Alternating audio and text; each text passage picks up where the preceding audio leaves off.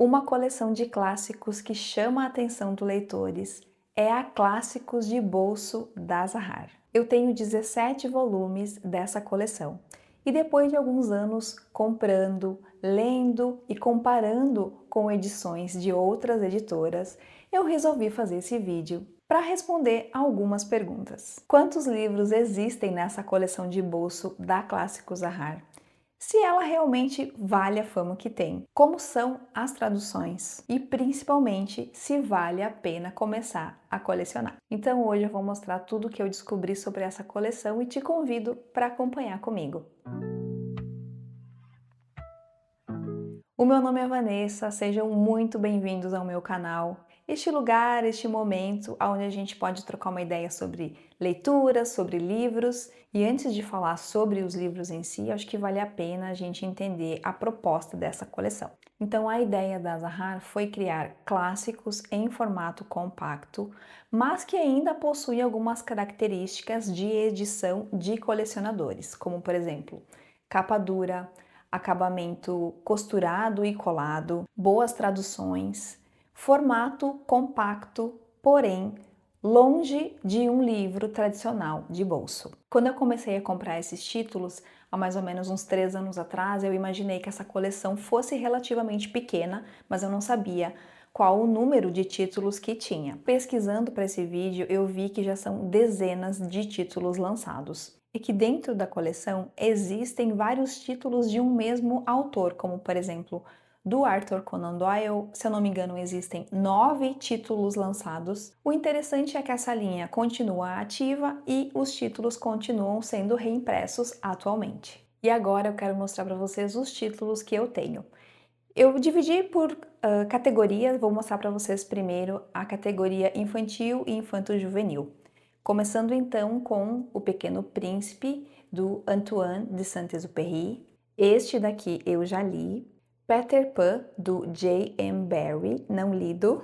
Alice no País das Maravilhas e Alice através do Espelho, do Lewis Carroll. Esse daqui está em andamento, estou lendo com a minha filha de 6 anos. O Quebra-Nozes, aqui em 2 versões, do Alexandre Dumas e do A.T.A. Hoffman.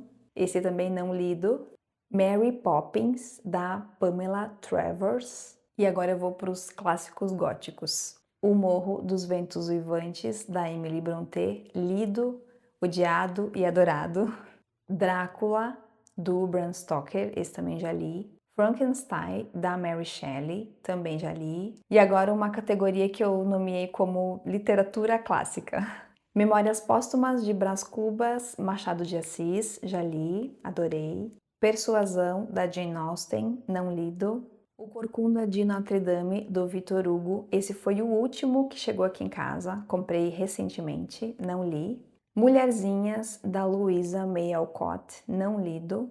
E agora algumas aventuras. Viagem ao Centro da Terra, do Júlio Verne, ou Jules Verne, esse autor francês. Do mesmo autor, A Volta ao Mundo em 80 Dias, que eu não li nenhum dos dois ainda. Do Howard Pyle, Rei Arthur e os Cavaleiros da Távola Redonda, não lido. Do Eurípides, Medeia, esse aqui eu sei que tem a tradução direta do grego, do Mário da Gama Curry. E A Bela e a Fera, nas 2 versões, a clássica e a original, já lido, gostei bastante. Sobre a qualidade física dos livros, e aqui está um dos diferenciais que eu entendo dessa coleção, eu trouxe 2 livros para mostrar bem de pertinho para vocês. Um livro maior, o Drácula, e um menorzinho, que é O Pequeno Príncipe, tá? Vou mostrar os 2 abertos. Então, nós temos capa dura, eles são costurados, e eu quero abrir para mostrar para vocês como que é a abertura e já mostro a diagramação, tá? Esse que é maiorzinho, ele não abre tão fácil, mas dá para ler bem direitinho. E como ele é costurado e colado, eu acho que ele tem, assim, uma ótima resistência. Aí, vou mostrar aqui para vocês o Pequeno Príncipe, que ele abre muito mais fácil, tá? Tá aqui, ó, costurado. E já quero aproveitar e mostrar para vocês esse do Pequeno Príncipe. Vou mostrar esse melhor, tá? Vou mostrar aqui para vocês, então, que a tradução dele é do André Teles e do Rodrigo Lacerda, são tradutores premiados, tá? Depois eu vou falar um pouquinho sobre as traduções. E esse aqui tem ilustrações coloridas. Algumas das edições têm ilustrações coloridas, outras têm ilustrações originais preto e branco e algumas não têm ilustrações, como por exemplo essa daqui do Drácula, que não tem ilustrações. Sobre o papel. Esse aqui especificamente é papel pólen, tem uma ótima gramatura, não é transparente. As edições são fáceis de segurar, são fáceis de levar para lá e para cá, melhor do que um livro grande. Uma edição bonita talvez não valha muita coisa se o conteúdo não for bom, não é mesmo? E aqui então entram as traduções. Dos 5 livros que eu li dessa coleção, 2 deles eu pude comparar com edições de outras editoras e eu vou trazer aqui para vocês. Sobre o Pequeno Príncipe, eu li nessa outra edição aqui, também bastante conhecida, da Caminho Suave Edições. Os tradutores dessa edição aqui foram o André Teles e o Rodrigo Lacerda, vencedores do Prêmio Jabuti. Não sei se por essa tradução, só sei que eles já venceram, inclusive acredito que mais de uma vez, esse prêmio pelas traduções deles, que são muito boas. E a tradução dessa aqui é da Isolina Bresolin Viana. Eu vou ler o primeiro parágrafo dos 2 títulos para vocês verem que existe sim uma diferença. Primeiro eu vou ler aqui nessa edição da Zahar. Quando eu tinha 6 anos, vi num livro sobre a Floresta Virgem, chamado Histórias Vividas, uma ilustração incrível. Representava uma cobra jiboia engolindo uma fera. Aí está a cópia do desenho. A mesma frase aqui nessa outra edição. Quando eu tinha 6 anos, vi certa vez uma ilustração fascinante em um livro sobre a Floresta Virgem, que se chamava Histórias Vividas. Ela representava uma jiboia que havia engolido uma fera. Vedes o desenho. Me parece que essa é um pouco mais moderna, a tradução, e essa daqui talvez mais fiel ao original, pelas palavras utilizadas aqui pelos tradutores. Vou aproveitar e mostrar as ilustrações.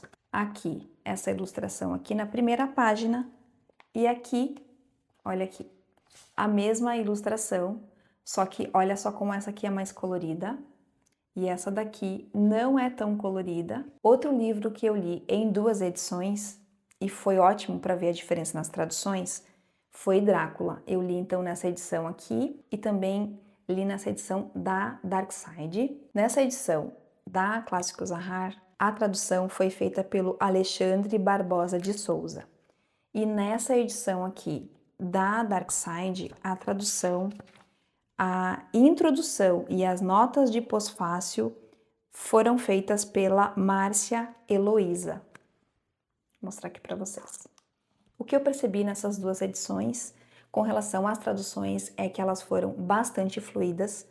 Mais uma vez, eu achei que essa daqui foi mais contemporânea, mais próxima ao nosso vocabulário atual, enquanto essa outra aqui preservou algo mais próximo ao texto original, no sentido de que parecia que eu estava lendo um livro de outro período histórico, e essa daqui eu achei que a linguagem foi mais moderna. O que eu recomendo, gente, para vocês fazerem antes de comprar qualquer livro? Algo que a modernidade nos trouxe e vamos utilizar. Baixem uma amostra lá no site da Amazon do e-book.